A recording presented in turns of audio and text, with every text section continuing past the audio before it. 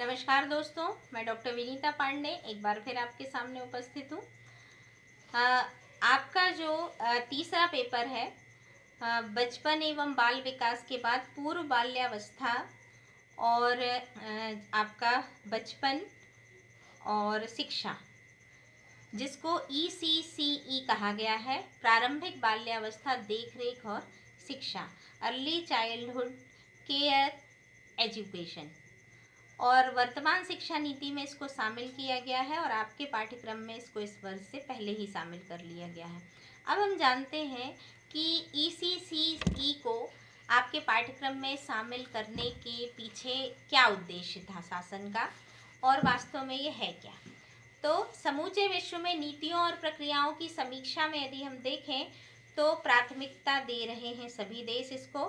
चीन में बाल देखभाल के उनके प्रमुख उद्देश्य के रूप में नर्सरियों को सभी स्तर पर शिक्षा विभाग के अधिकार में रख दिया गया है। किंडरगार्टन 3 वर्ष की आयु के बच्चों को दाखिल करते हैं और स्कूल की अवधि जो होती है वो 3 वर्ष की कर दी गई है। स्कूल पूर्व शिक्षा वहाँ पर अनिवार्य नहीं है। अगर हम न्यूजीलैंड में देखते हैं तो यहाँ पर ECE का प्रावधान अनिवार्य नहीं है, लेकिन सभी बच्चे औपचारिक शिक्षा प्रणाली से 3 से 5 वर्ष के बीच में किंडरगार्टन के स्कूल में जाते हैं। इन्हें सरकारी सहायता भी प्राप्त है और सरकार राष्ट्रीय नीति तैयार कर रही है। जापान में अगर हम देखें तो शिक्षा विभाग के तहत 3 वर्ष से अधिक के बच्चों के लिए किंडरगार्टन और कल्याण क्षेत्र के अधिकार में 3 वर्ष से कम बच्चों के लिए डे नर्सरी का प्रावधान है। किंडरगार्टन से प्राप्त अनुभवों में बच्चों को ज़्यादा सक्षम माना जाता है। प्रशिक्षित विशेषज्ञ शिक्षकों के मार्गदर्शन के अंतर्गत सामूहिक जीवन यापन, अनुभव, बौद्धिक अधिगम गतिविधियाँ, इस तरह की चीज़ों को सिखाते हैं। मलेशिया में अगर हम देखें तो सरकार द्वारा वित्त पोषित प्री स्कूल चलाए गए हैं जिसमें छोटे बच्चों को भेजा जाता है। फिलीपींस में 2000 में कानून बनाया गया था जिसमें ECC के लिए नीति और राष्ट्रीय प्रणाली प्रचारित की गई थी। E9 देशों में अगर हम देखें तो बांग्लादेश, ब्राज़ील, इंडोनेशिया, चीन, मिस्र और अब भारत भी, मैक्सिको, नाइजीरिया और पाकिस्तान, इन सभी में अर्ली चाइल्डहुड केयर को शामिल करने का कार्य और प्रोत्साहित करने का कार्य हो रहा है और इसमें औचित्यपूर्ण पाठ्यक्रम, प्रशिक्षित शिक्षकों और अन्य संकेतकों को शामिल करने के प्रयास भी जारी हैं।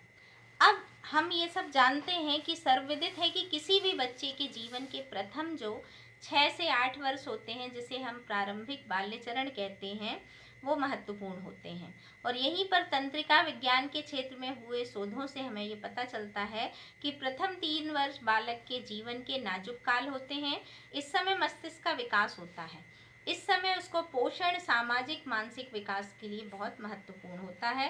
यदि पर्याप्त ध्यान नहीं दिया जाता है तो मस्तिष्क की क्षमताएं अविकसित रह जाती हैं और जिसकी भरपाई बाद में नहीं की जा सकती। तो इस अवस्था में जिन सामाजिक और व्यक्तिगत आदतों को बालक आत्मसात कर लेता है वो जीवन भर नहीं भूलता और वो आदतें जीवन भर साथ रहती हैं। तो प्रारंभिक अवस्था में देखरेख और उचित शिक्षा बालक का अधिकार है। यही मानव विकास में, मानव पूंजी में गुणवत्ता निवेश की तरह होता है, क्योंकि यदि आप कितना भी पैसा अर्जित कर लें लेकिन अगर आप अपने बालकों को संस्कार और उत्तम विकास नहीं दे पाएंगे तो सारी चीज़ें जो है बेमानी हो जाती है।